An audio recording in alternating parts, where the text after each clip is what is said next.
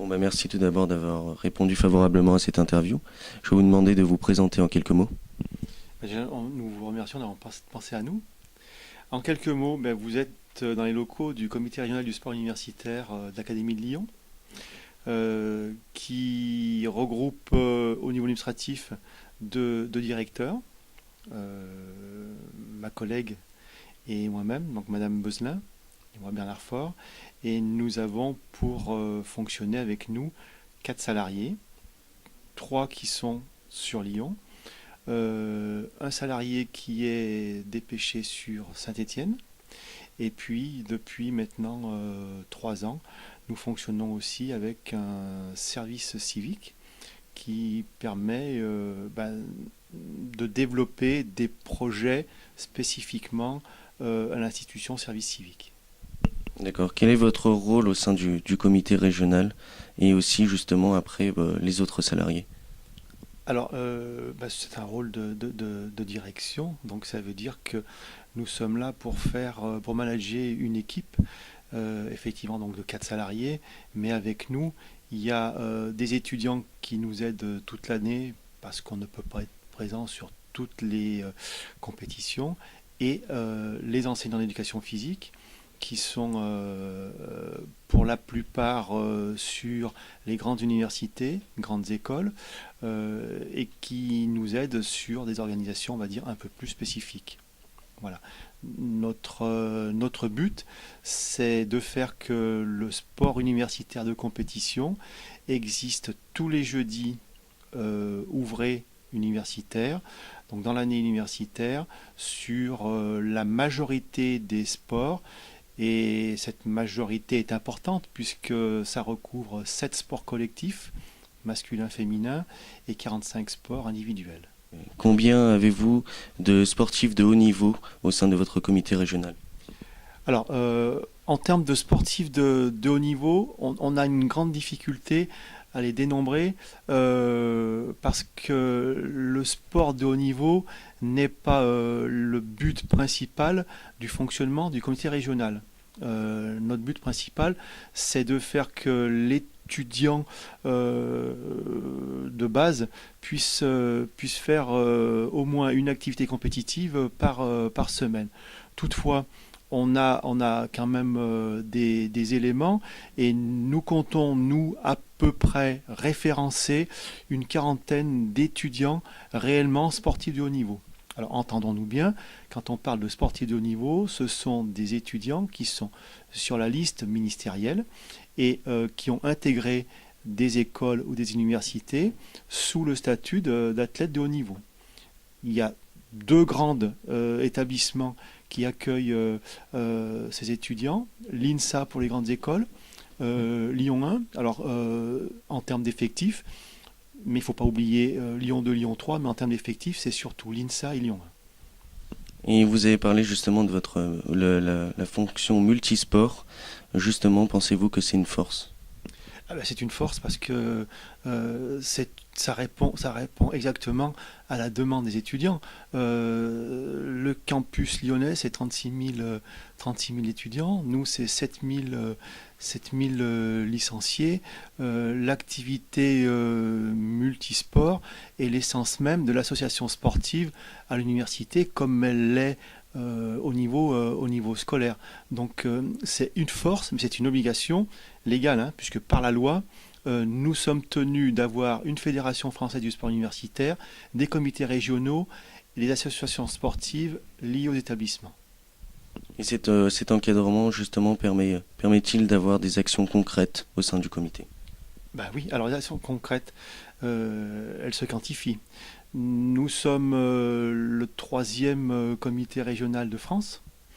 On organise à peu près 2200 matchs par an. En termes de sport individuel, chaque jeudi, c'est 3 activités individuelles qui sont planifiées. Donc vous voyez que là, le nombre de journées dédiées au sport universitaire montre bien l'assise que nous avons sur le campus. Avez-vous des projets à venir Ou voilà, justement, ça requiert beaucoup de ressources. Des projets, oui. Des projets, on va dire, sur le quotidien. Le quotidien, c'est faire que nous puissions accueillir dans les meilleures conditions possibles les étudiants. C'est difficile. C'est difficile parce que les étudiants sont de moins en moins libres dans la journée, et notamment le jeudi après-midi. Et donc, il faut qu'on ouvre des plages horaires de compétition les jeudis soirs. Donc ça, c'est un challenge et c'est un objectif important. On a d'autres objectifs, c'est d'avoir de plus en plus d'équipes présentes sur les championnats de France et sur les phases finales des championnats de France. Alors, ça ne dépend pas directement du comité régional. Ça, c'est le travail que font les établissements et il est plutôt de qualité puisque Lyon amène à peu près euh, 50% de ses équipes sur les phases finales. Et puis le comité a des objectifs plus événementiels. Ce sont les championnats de France. Donc là, on vient de finir euh, tout un cycle de championnats de France. On a organisé sur un mois quatre championnats de France. Donc on avait un championnat par semaine. L'année prochaine, nous envisageons d'accueillir les championnats de France de lutte. On postule, nous l'aurons peut-être sur le triathlon. Et puis on aura, ça c'est acquis, les championnats de France par équipe de tennis grande école. D'accord. Donc justement, après, est-ce qu'il y a d'autres événements où ça va être, on va dire, concentré sur ces sports? Il y a a priori pas d'autres événements qui sont programmés. Il se peut fort bien, comme ce fut le cas cette année, qu'on ait ce qu'on appelle maintenant dans le jargon sportif des one-shots et que la fédération nous demande d'accueillir des manifestations très ponctuelles. Cette année, par exemple, on a accueilli une rencontre internationale de rugby, ce qui n'était pas programmé initialement. Et nous devrions avoir, sur la fin du mois, accueillir de belles rencontres internationales de foot préparatoires aux universiades féminines et masculines, la France rencontrant l'Irlande et l'Allemagne. D'accord. Justement aussi, votre communication, il y a beaucoup d'événements qui sont liés aux étudiants. Est-ce que votre communication est-elle à la portée de tous, au grand public notamment?